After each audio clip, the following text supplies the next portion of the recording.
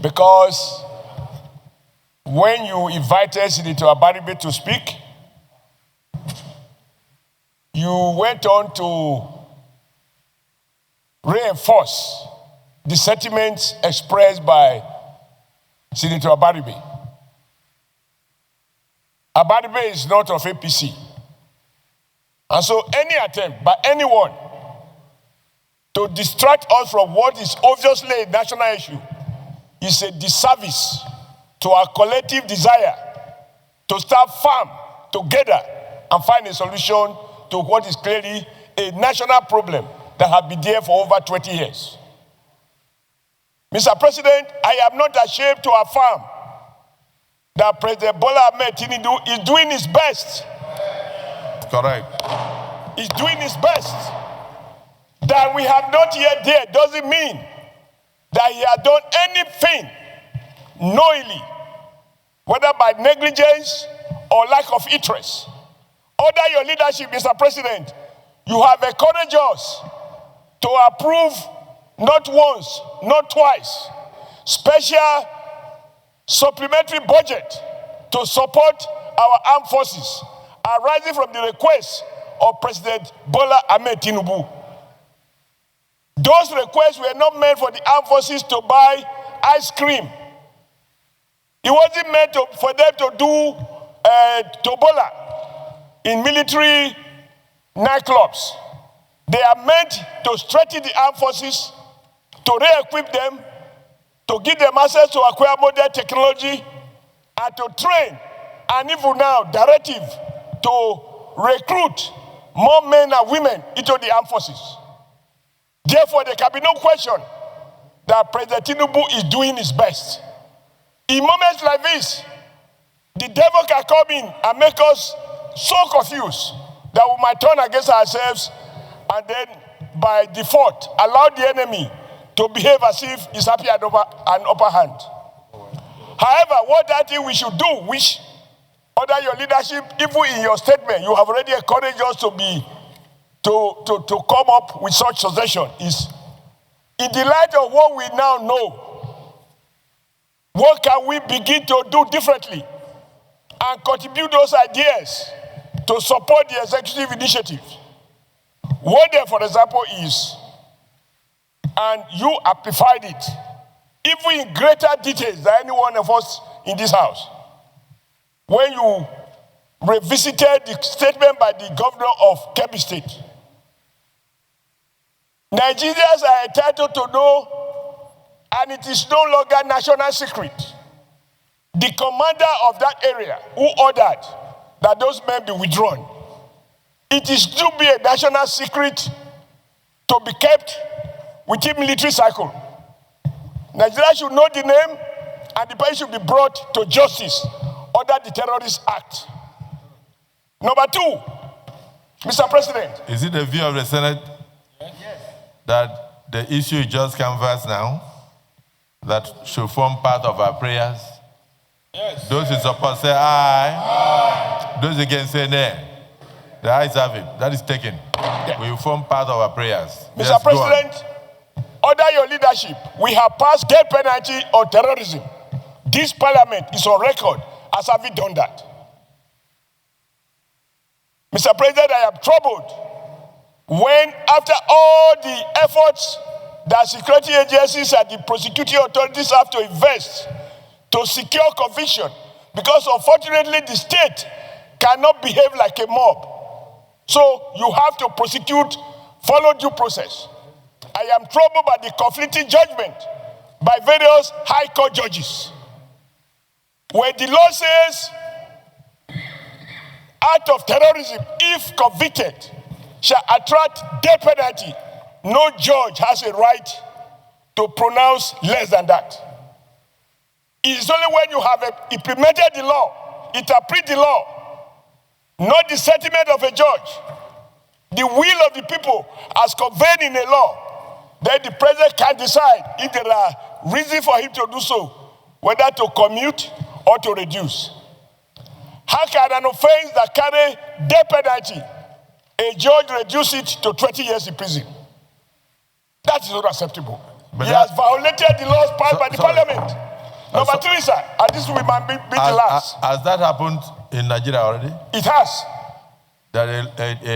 Somebody convicted of terrorism was sentenced to 20 years in prison. No. Can I be allowed to land?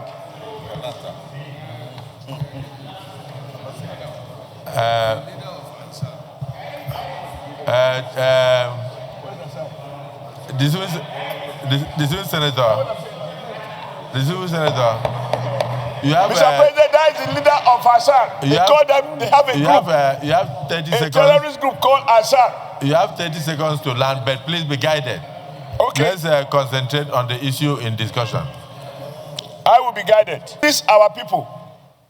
For example, somebody allegedly killed someone who came to attack him on his farm.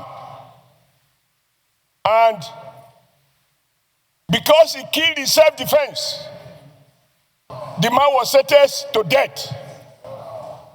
But there is no evidence that those who have come to attack farmers and kill farmers, there is no evidence that they have been so convicted, sentenced to death.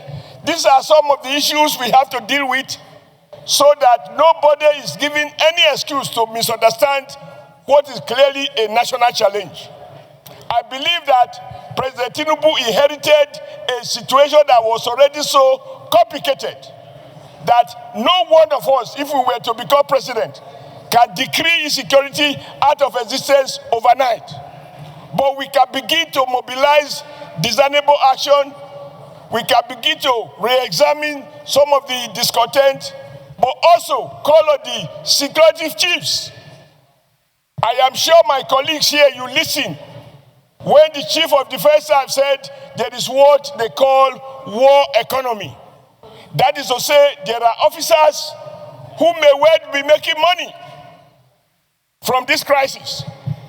And that is why the issue of accountability, even on the part of the armed forces, is now a requirement that our relevant committees should be able to work on and ensure that we do not have saboteurs in the army or those who don't want the crisis to end, such that, we keep appropriating money, people are getting richer, and more Nigerians are being wasted.